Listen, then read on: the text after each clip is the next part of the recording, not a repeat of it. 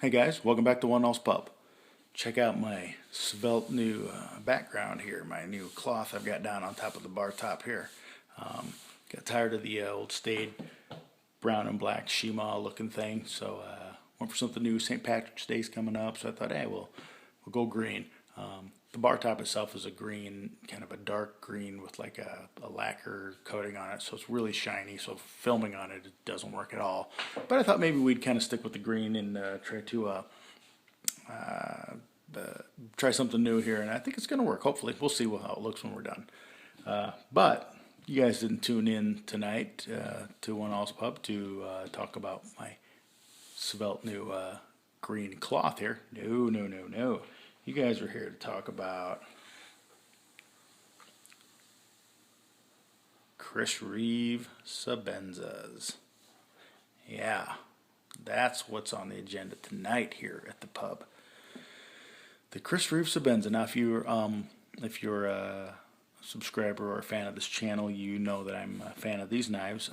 Fan maybe even be an understatement. I'm a big fan of these knives. I'm not a fan of them because everybody's a fan of them because what everybody says about them. Quite the opposite, actually. Despite all their great press and everything, I was never particularly drawn to these knives. They're just very conservative looking. Generally, at least the kind of the plain Jane ones are very conservative approach. No flippers, no ball bearings, no lock bar stabilizers, no uber jimping everywhere. No, just they're built the way they're built the way Chris Reeve wants them, which is very conservative, kind of a purpose built, and that's fine. But that just initially, when I started getting into upper end knives, that just didn't appeal to me. I kind of wanted wilder things, more tactical kind of things, and it wasn't really until I just finally decided to go ahead and buy one and give it a try. And I experienced firsthand the quality of these knives and how well they're engineered and how well they're put together and how well they're built and the beauty of the conservative simplicity of these knives that I became a huge fan of them. And it's because of their amazing quality and their refinement that I'm such a fan of these and become to the point where they become my favorite knives. So if you watch this channel, you're familiar with these two knives. This is my plain Jane Sebenza 21. By the way, we'll get to this in a minute. Just your basic sandblasted titanium S35VN hollow ground clip point. We're all familiar with this format. Blue thumb stud, single thumb stud, blue lanyard pin. Your typical run-of-the-mill, if there is such a thing, Large Sebenza 21. Then there's this little beauty, my Large Sebenza 21 with the snakewood inlays, what we affectionately call here in the pub Snake Plissken. Snake is a beautiful knife. A little bit different approach to making this knife. We have what they call it polished, but it's really more of a satin in the flats. In the grind area with a stonewash flat. The handles themselves are polished or satin, whereas rather than just the sandblasted titanium. Of course, they have the inlays on the edges, though, on the spine of the handle and on the chamfer. They are sandblasted, as is the lock bar and the clip, which is kind of interesting. But definitely a dressed up knife, and they cost more as well. Definitely a dressed up version of the Sebenza 21. But these are my two knives, and Bert, go ahead and put a link up to both of the reviews for these guys if you want. These are my two Sebenzas that I have presented on this channel. Actually, a third one, which I no longer have, which is the Sebenza Insingo, was also a plain Jane version. That particular knife I sold after I got this guy, stupidly. Go ahead, Bert, and mock me for it. So I've tried to remedy that by picking up this Large Sebenza 21 Insingo with Micarta inlays, Well, well, well, let's take a look. Ah! I already took it out just to make it easier. Go ahead and put that up here.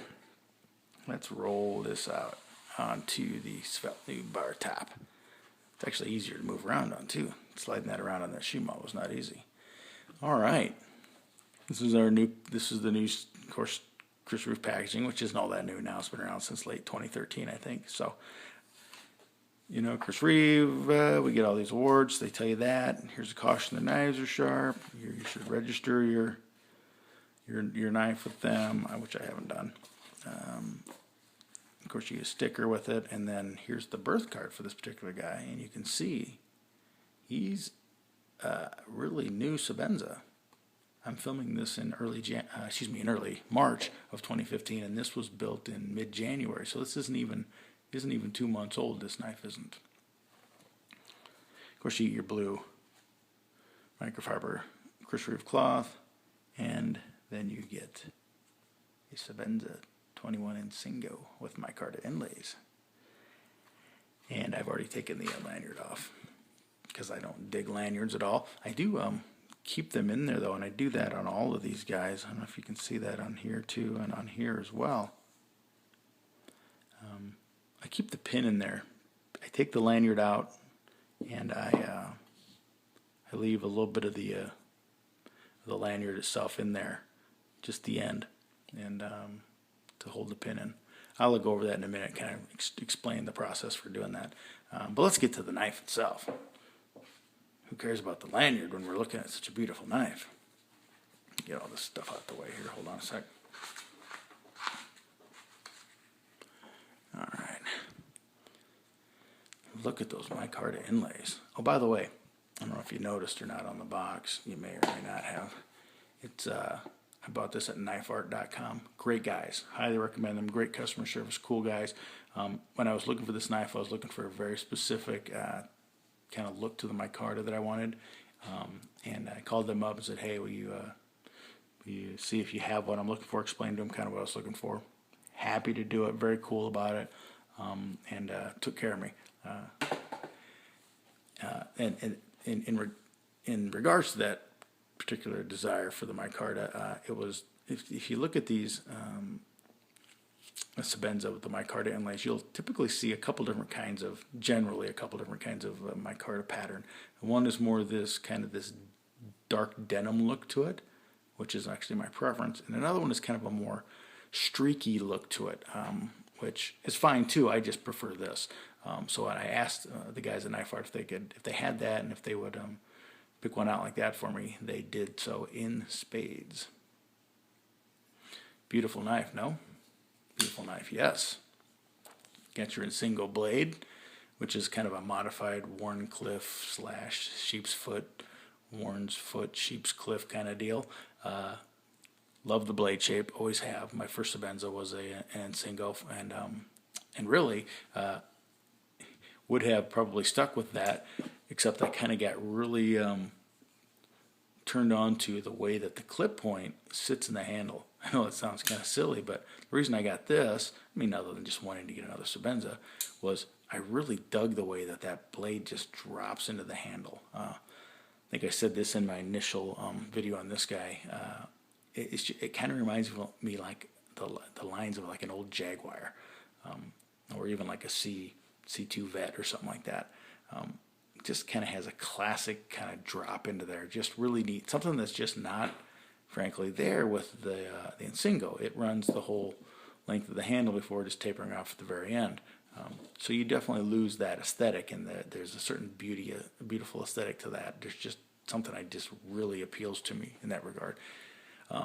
That said, as far as just the overall blade shape goes, I've always been a fan of Wharncliffes and whatnot, so this is such a cool look to it. It's got kind of I always thought this kind of had a meat cleaver look to it, for whatever reason, which I like. But when I decided to go ahead and get another one, yes, and I sold the other one and wished I wouldn't have, I decided to get one with micarta inlays just to shake things up a little bit.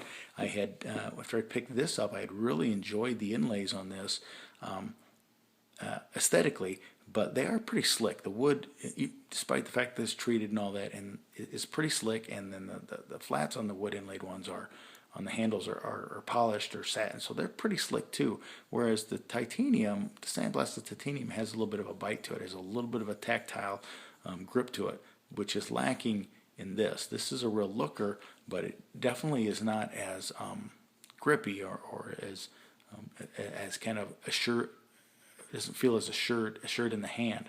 I thought maybe this would be the best of both worlds, so I went ahead and picked one up like this. And just, I love micarta in general anyway, and like I said, I dig that way. It looks like old faded dark denim.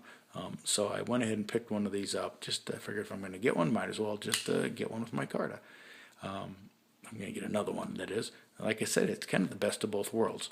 I get the cool look of the micarta, and the micarta actually has more grip than the wood does, and I also get the grip of the titanium, the sandblasted titanium frame, like the plain Jane has.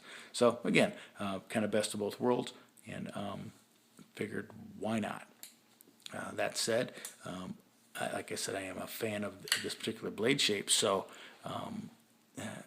from an EDC perspective, I find this particular shape incredibly useful. Frankly, it's really good in the kitchen.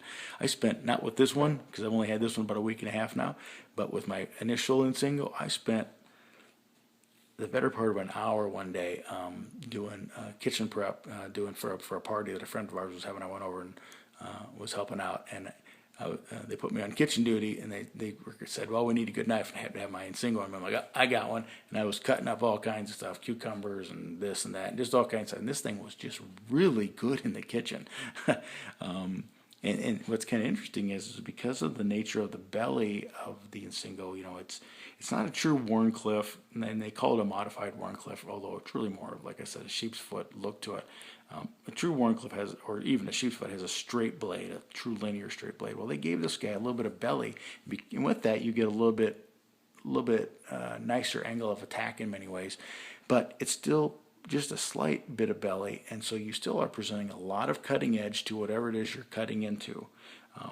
The clip point, while a fine cutter in that regard as well, only presents just a small, at this angle, only presents just a small little section of the blade right here that makes contact as you're cutting into something. With the Insingo, you're getting about yay much, so you're really presenting quite a bit more cutting edge to something like a kitchen duty, cutting up a cucumber or something like that. That said, we're talking such a relatively small difference, and unless you're going to be just doing that for hours and hours and hours, you're not going to recognize necessarily that there's all that much benefit to the two. Not enough to worry about for sure, but it is worthy of note. Just I found this to be really neat in the kitchen. If I was going to spend 12 hours in the kitchen, would I use a folding knife to cut for 12 hours? Well, yeah, I would, because it would be an opportunity to cut with my Insingo or my Sebenza or whatever. Sure, why not? Your average person would not, and they would just get a good kitchen knife that's probably much more suited for the deal, for the job. But so in that case, it's kind of a moot point. That said, there is a slight benefit there, but of course with the clip point, you have much more piercing ability than you have with the Insingo. But the Insingo, it's not that it doesn't have the ability to pierce. I've seen some videos on YouTube where people are stabbing this to see how well it stabs, and it still stabs fine. As well as this, yeah, sure, not quite as well as that, but it gets the job done. So I wouldn't want to be stabbed by it, nor would you. So there you go. It's just a different blade shape, and it's something to kind of shake things up a little bit with the two clip points that I have over here. And like I said, I had one previously, just a plain Jane micarta, plain Jane Insingo, and missed it dearly, and wished I hadn't. I gotten rid of it, and like I say a lot when I sell knives, so you think I would learn my lesson, but I don't. So whatever. But a really neat knife.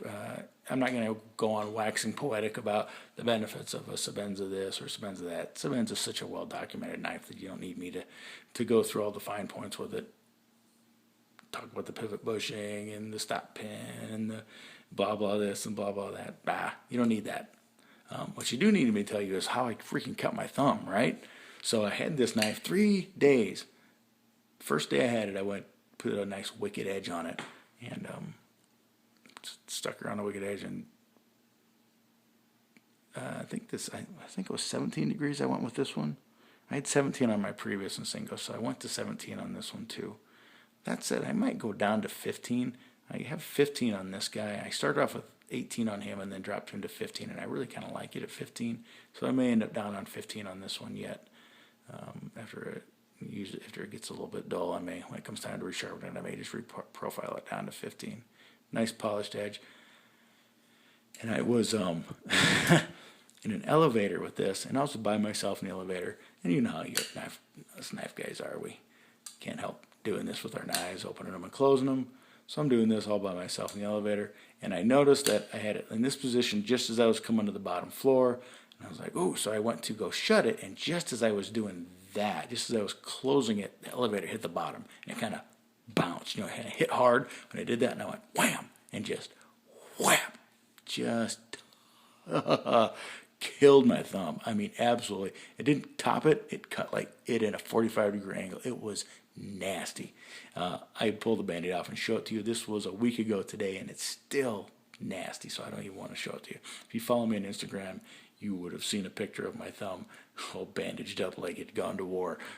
Man, I did a number on it.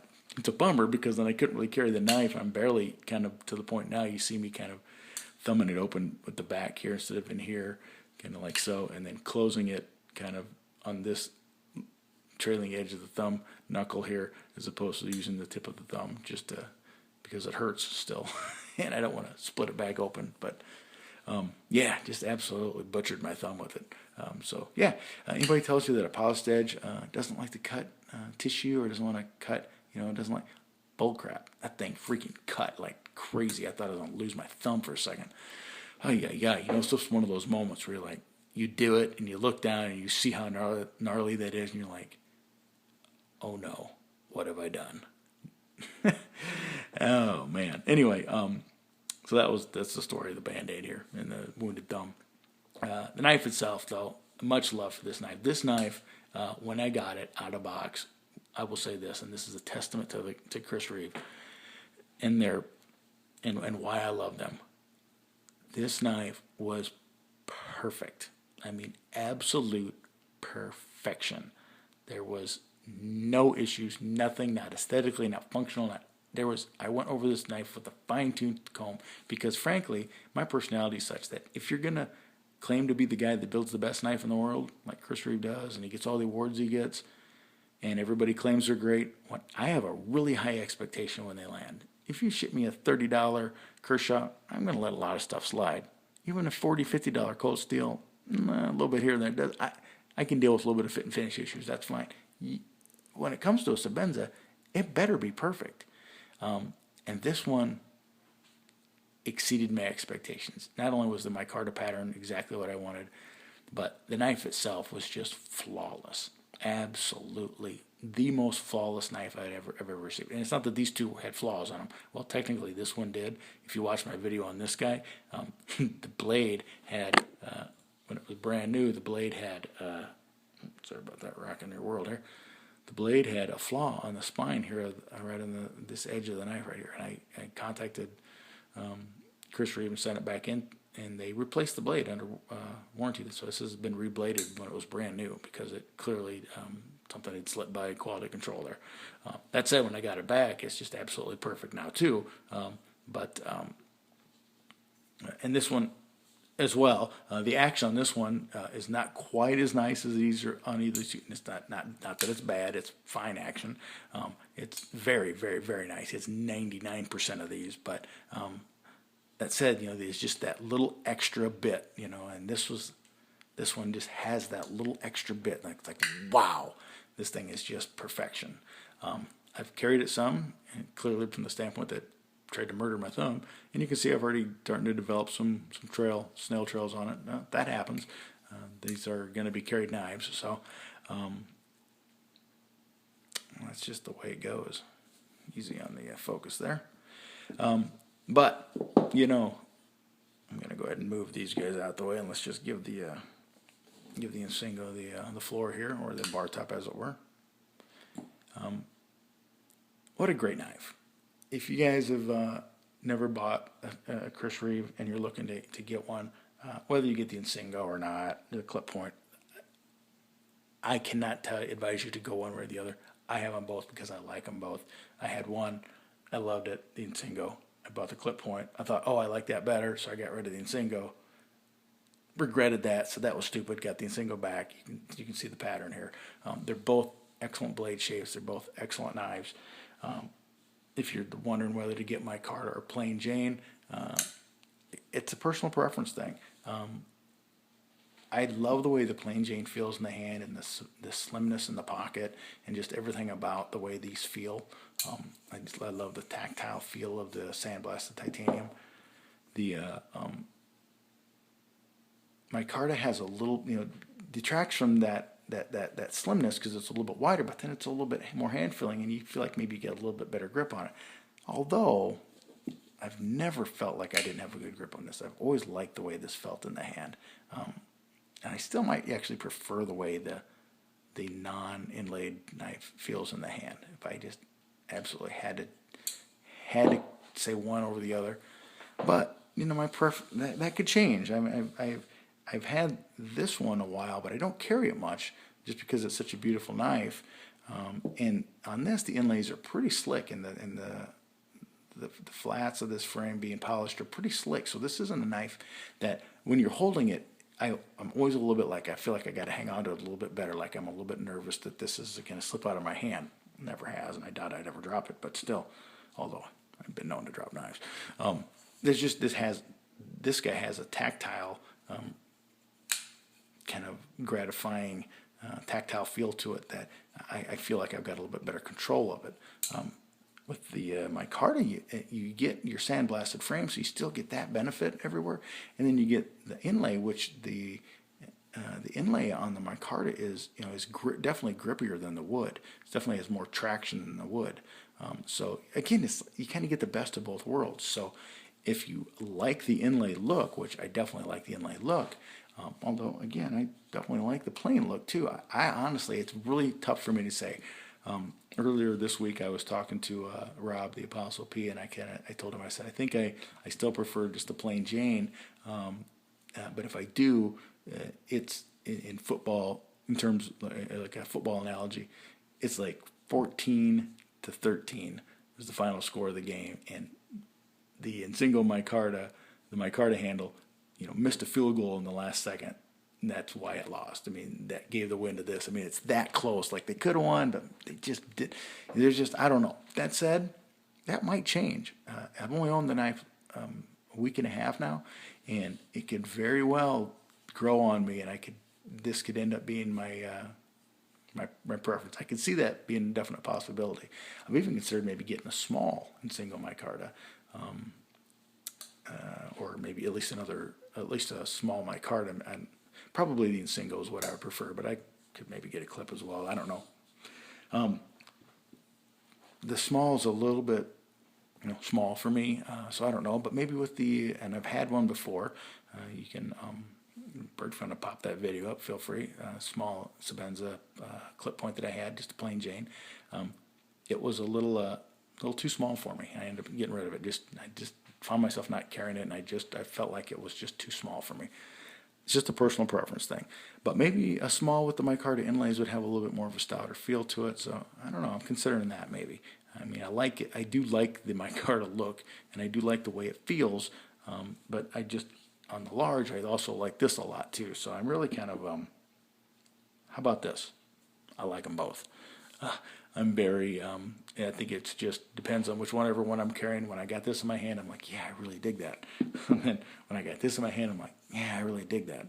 And then when I got this in my hand, I'm like, oh, don't drop it. Don't put a mark on it. Don't hurt this knife. Actually, I have carried it some, and it does have a couple snail trails on it, but I'm not going to show you. But I will show you, and something I kind of talked about at the beginning of the video, in regards to the lanyards for these guys. You can take the knife apart when you first get it, pull the lanyard out, put a piece of paracord back through there, and stick the pin back in, and it stays. What you do is you melt the ends of the paracord so that it stays in place, doesn't fall out of the pin, and then the pin doesn't rattle, the pin doesn't fall out, and you're able to keep that look without having a hole there. If you don't want to take the knife apart, which actually on none of these three did I take the knife apart to do this, I kind of did it my own way, and that was I undid the lanyard and then pulled the lanyard through till the one end, which was already factory melted on one end, kind of jammed into the end there, and then cut the lanyard off real close. And then I actually would put some Scotch tape on the frame just to protect it, just to give me a little bit of a kind of a sign if I was getting too close to it, because then I would take a big lighter, and just melt that into that lanyard material that was just hanging off the edge just a little bit. And again, I put the tape on there just to protect the frame, because the last thing I want to do is heat anodize that frame. So just to give it a little bit bigger, because I'm just like, it only takes just a moment with the lighter just to touch that for that plastic cord to melt. And then just tap it with the body of the lighter to kind of flatten out that, to make it that set, and then just kind of push it down in there, and you're good to go. And then your pin will never rattle or come out, and you can leave it in there without having a lanyard. And then I just stick the lanyard, back in the box. A little trick there for you. Not hard to do. It takes you a couple minutes tops. Anyway, guys, this is a great knife. I love Chris Reeve knives. They're my favorite knives. They are. And I will own probably a Chris Reeve knife. And I'm never going to say, oh, I'll never sell a knife. I've learned that I will never, ever say that, because, frankly, I'm not that strong-willed. Sooner or later, anything's possible. But I will say this. I will never be without a Chris Reeve knife. I can tell you that. I will always have at least one. They're just that good. And I probably will always be a Sebenza 21, because I really prefer this format in the large over like the regular, the old, or the classic, or the new 25. I just like the 21. It's just kind of, it's just fits me. Everything about it.